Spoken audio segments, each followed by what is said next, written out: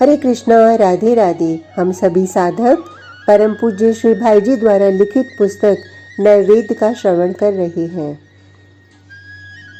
आज का प्रसंग श्री रुक्मणी का अनन्य प्रेम भाग 2। अनन्य गति से रुक्मणी जी निरंतर भगवान की सेवा में रत रहती। अपना समस्त ऐश्वर्य सौंप कर भी भगवान समय समय पर भक्त की परीक्षा लिया करते हैं कि भक्त कहीं ऐश्वर्य की मद में मत्त होकर प्रेम की अनिर्वचनीय स्थिति से च्युत न हो जाए। यद्यपि श्री रुक्मणी जी के लिए ऐसी कोई आशंका नहीं थी, परंतु भगवान ने अपने भक्तों का महत्व बढ़ाने और जगत को सच्चे प्रेम की अनुपम शिक्षा देने के लिए रुक्मणी जी की वाणी से भगवत प्रेम का तत्व कहलाना चाहा और बोले, हे राजकुमारी, लोकपालों के समान धन संपन्न, श्रीमान, रूप और उदारता से युक्त बलि नरपति तुमसे विवाह करना चाहते थे। शिशुपाल तुम्हें ब्याहने के लिए बारात लेकर आ पहुंचा और तुम्हारे पिता और भ्राता भी उससे विवाह करने का निश्चय कर चुके थे। तो उन राजकुमारों को छोड़कर जो किसी बात में तुम्हारे समान नहीं, मुझ ऐसे को अपना पति क्यों बनाया? हे सुभ्रू, तुम जानती हो हम राजाओं के भय से समुद्र किनारे आ बसे हैं, क्योंकि हमने बलवानों से बैर बांध रखा है। फिर हम राज्यासन के अधिकारी भी नहीं, जो स्त्रियों के वश में नहीं रहते। हम ऐसे सरीखे पुरुषों की पदवी का अनुसरण करने वाली स्त्रियां प्राय कष्ट और दुख ही उठाया करती हैं। हम लोग स्वयं निष्किंचन हैं और धन संपत्ति रहित दरिद्र ही हमसे प्रेम करते हैं। जो लोग धन, जाति, ऐश्वर्य, आकार में समान न हो, उन्हीं से मित्रता और विवाह करना शोभा देता है। उत्तम और अधमों में विवाह या मित्रता कभी उचित नहीं होती। हे रुक्मणी, तुम दूरदर्शिनी नहीं हो। इसी से बिना जाने तुमने मुझ जैसे गुणहीन को नारद आदि के मुख से प्रशंसा सुनकर वर लिया। वास्तव में तुमको धोखा हुआ। यदि तुम चाहो तो अब भी जिसके संग से तुम इस लोक और परलोक में सुख प्राप्त कर सको, ऐसे किसी अन्य योग्य क्षत्रिय को ढूंढ सकती हो। हे राजकुमारी, हम आत्मलाभ से ही पूर्ण होने के कारण स्त्री, पुत्र और धन आदि की कामना नहीं रखते। देह और ग्रह में हमारी आसक्ति नहीं। जैसे दीपक की ज्योति केवल प्रकाश करके साक्षी मात्र रहती है, वैसे ही हम समस्त क्रियाओं के केवल साक्षी मात्र हैं। भगवान ने इस बहाने भक्त को अपना वास्तविक स्वरूप और भक्त का कर्तव्य तथा उसके लक्षण बतला दिए। भगवती रुक्मणी को इन शब्दों से बड़ी वेदना हुई। वे मस्तक अवनत करके रोने लगी। अश्रुधारा से उनका शरीर भीग गया। दारुण मनोवेदना से कंठ रुक गया और वो अचेत हो गईं। इस प्रेम दशा को देखकर भगवान तुरंत अपने चतुर्भुज होकर 2 हाथों से रुक्मणी को उठा लिया और 2 कर कमलों से उनके बिखरे हुए केशों को संवारकर आंसू पोंछने लगे। भगवान बोले, राजकुमारी, मैं तो हंसी करता था। तुम्हारे चरित्र को मैं भली भांति जानता हूँ। तुम्हारे मुख से प्रणय कोप के प्रकट करने वाली बातें सुनने के लिए ही मैंने ये बातें कही। भगवान भक्त की परीक्षा तो बड़ी कठिन लिया करते हैं, परंतु फिर तुरंत संभाल भी लेते हैं। भगवान ने रुक्मणी को बहुत समझाया। वे बोली, हे कमल नयन, आपने जो ऐसा कहा कि मैं तुम्हारे समान नहीं था और मेरे साथ विवाह क्यों किया, तो आपका कथन सर्व सत्य है। मैं अवश्य ही आपके योग्य नहीं हूँ। कहाँ मैं अज्ञानी और सकाम पुरुषों के द्वारा पूजी जाने वाली गुणमयी प्रकृति। हे प्रभु, आपका यह कहना कि हम राजाओं के डर कर समुद्र की शरण में आ बसे सर्वथा सत्य है, क्योंकि शब्द आदि गुण ही प्रकाश पाने वाले होने के कारण राजा हैं।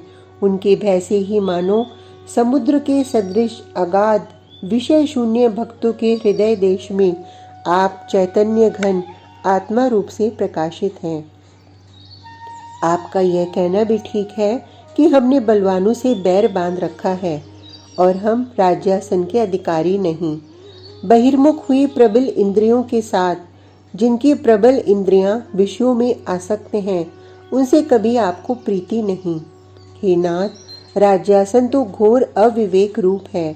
मनुष्य राज्य पद को पाकर ज्ञान शून्य बन जाता है।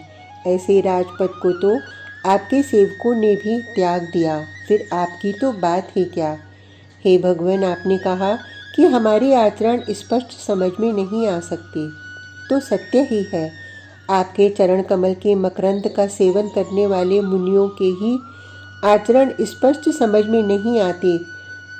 जब आपके अनुगामी भक्तों का चरित्र ही इतना अचिंत्य और अलौकिक है, तब आप जो साक्षात ईश्वर हैं, उनके चरित्र का दुर्बोध या अलौकिक होना कोई आश्चर्य नहीं। आपने कहा कि हम निष्किंचन हैं, निष्किंचन ही हमसे प्रेम करते हैं। सो हे स्वामी, जिन ब्रह्मादि देवताओं की सभी पूजा करते हैं, वे भी जब सादर आपको पूजते हैं, तब आप निष्किंचन तो नहीं हैं, क्योंकि आपसे भिन्न कुछ है ही नहीं। जो लोग धन संपत्ति के मद से अंधे हो रहे हैं और केवल अपने शरीर के पालन पोषण में ही रत हैं, वे आप काल रूप को नहीं जानते। आप उनके प्रिय हैं और वे आपके प्रिय हैं। आप संपूर्ण पुरुषार्थ और परमानंद स्वरूप हैं। आपको प्राप्त करने की अभिलाषा से श्रेष्ठ बुद्धि वाले लोग सब वस्तुओं का त्याग कर देते हैं। हे विभो, ऐसे श्रेष्ठ बुद्धि वाले पुरुषों से ही आपका सेव्य सेवक संबंध उचित है। स्त्री पुरुष रूप संबंध योग्य नहीं। इसलिए आपका यह कहना कि समान लोगों में ही मित्रता और विवाह होना चाहिए, सो ठीक ही है। आपने कहा कि नारद आदि के मुख से प्रशंसा सुनकर मुझे वर लिया। सो भगवान, ऐसे सर्वत्यागी मुनिगण ही आपके प्रभाव को जानते और कहते हैं। आप जगत के आत्मा हैं, यह समझकर ही मैंने आपको वरा है। आपने कहा कि तुम दूरदर्शिनी नहीं हो। सो प्रभु, आपकी भ्रकुटियों के बीच से उत्पन्न काल के वेग से जिनके समस्त विषय भोग नाश हो जाते हैं, ऐसे को मैंने पति बनाना उचित और श्रेष्ठ नहीं समझा, तो फिर शिशुपाल आदि तुच्छ लोगों की तो बात ही क्या। हे गदा अग्रज, हे प्रभु, सिंह जैसे अपनी गर्जना से पशुपालकों को भगाकर अपना आहार ले जाता है, वैसे ही आप शांग धनुष के शब्द से राजाओं को भगाकर अपना भाग, जो मैं हूँ, उसे हर लाए। ऐसे आप उन राजाओं के भय से समुद्र की शरण में आके बसे हैं, यह कहना ठीक नहीं। आपने कहा कि ऐसे पुरुषों की पदवी का अनुसरण करने वाली स्त्रियां दुख उठाया करती हैं। सो हे कमल लोचन, अंग, पृथु, भरत आदि महाराजाओं ने आपके भजन की इच्छा से चक्रवर्ती राज त्याग दिया और आपकी पदवी पाने के लिए वनों में जाकर तप में लग गए। क्या उनको कोई कष्ट मिला? क्या वे आपको नहीं प्राप्त हुए? वे तो सब कष्टों से पार होकर आपकी चरण पदवी प्राप्त करके आपके परमानंद स्वरूप में लीन हो गए हैं। आप सब गुणों की खान हैं। आपके चरण कमलों की मकरंद सुगंध का वर्णन साधु गणों द्वारा किया गया है। लक्ष्मी सदा उसका सेवन करती है और भक्त मोक्ष पाते हैं। ऐसे चरण कमलों की सुगंध पाकर अपने प्रयोजन को विवेक बुद्धि से देखने वाली कौन ऐसी स्त्री होगी जो आपको छोड़कर किसी मरणशील और काल के भय से सदा शंकित दूसरे पुरुष का आश्रय लेगी।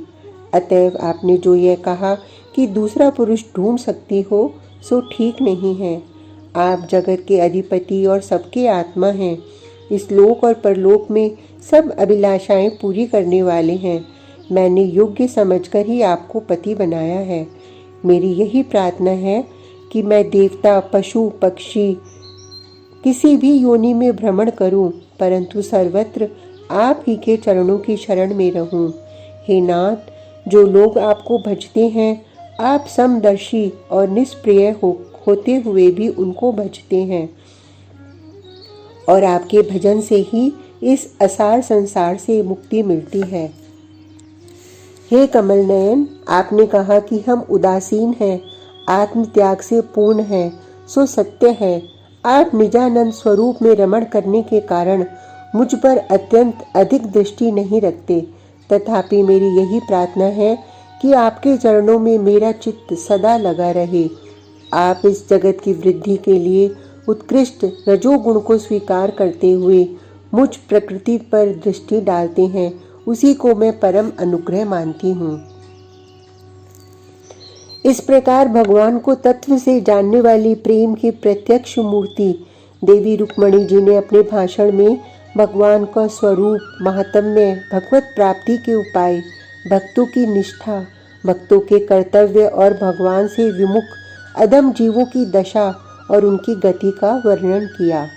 देवी रुक्मणी के इस भाषण से भगवान बहुत प्रसन्न हुए और सकाम भाव की निंदा, निष्काम की प्रशंसा और सब कुछ छोड़कर प्रेम से भगवत प्राप्ति के लिए व्याकुल रहने वाले भक्तों का महत्व बताते हुए उन्होंने कहा, तुमने मुझको ही वरने का दृढ़ निश्चय करके अपने प्रण की सूचना देने के लिए मेरे पास दूत भेजा, और जब मेरे आने में कुछ विलंब हुआ तब तुमने सब जगत को शून्य देखकर यह विचार किया कि यह शरीर और किसी के भी योग्य नहीं, इसका न रहना ही उत्तम है।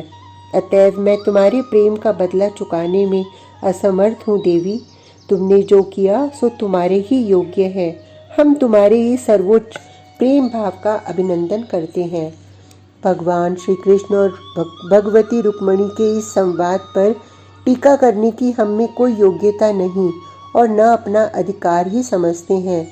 भक्त और साधक बारंबार इस संवाद को मन लगाकर पढ़ें, मनन करें और अपना कर्तव्य निश्चित करें।